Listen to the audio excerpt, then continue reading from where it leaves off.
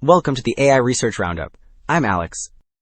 Today we are looking at a paper trending on X, published on August 21, 2025, which was just 3 days ago.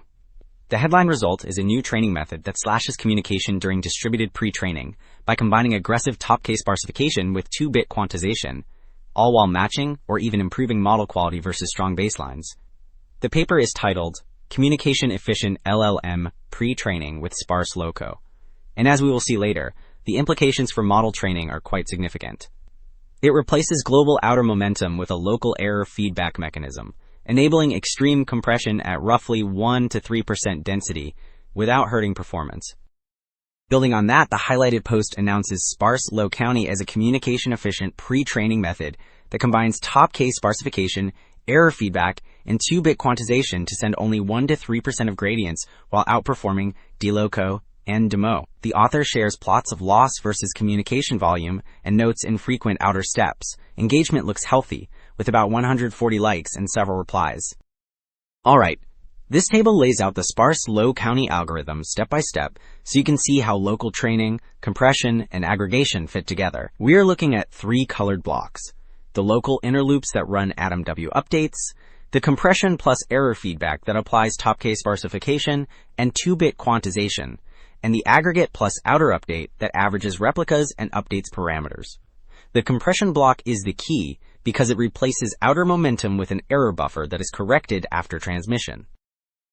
Here we are looking at 4 panels that plot loss versus communication density for different communication intervals, h equals 15, 30, 50, and 100. You can see red SparseLoCo curves dipping below the dashed DiLoCo baselines, which shows lower loss at modest densities around 1 to 6%.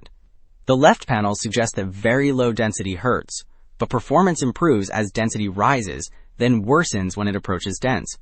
The right panels indicate the optimal density shifts higher as H grows, so sparser updates work best with more frequent syncs.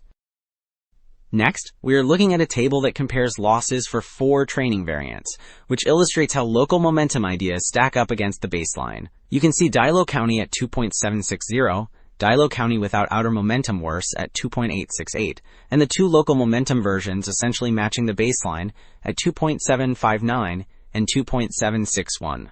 The takeaway is clear. Approximating outer momentum locally preserves performance, which supports replacing it with error feedback later. Now we are looking at 2 scatter plots that map loss against communication volume, which makes the trade-off very tangible.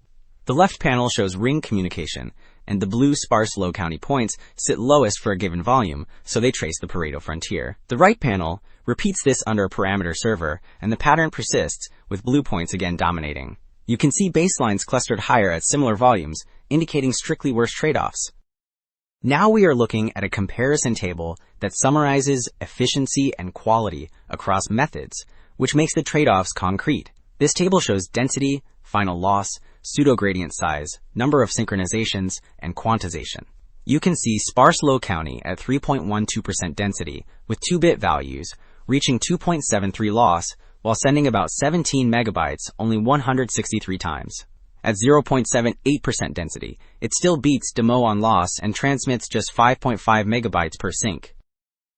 Building on that comparison table, the story is clear. SparseLoCo cuts communication to around 1 to 3% density with 2-bit values, yet matches or beats stronger baselines.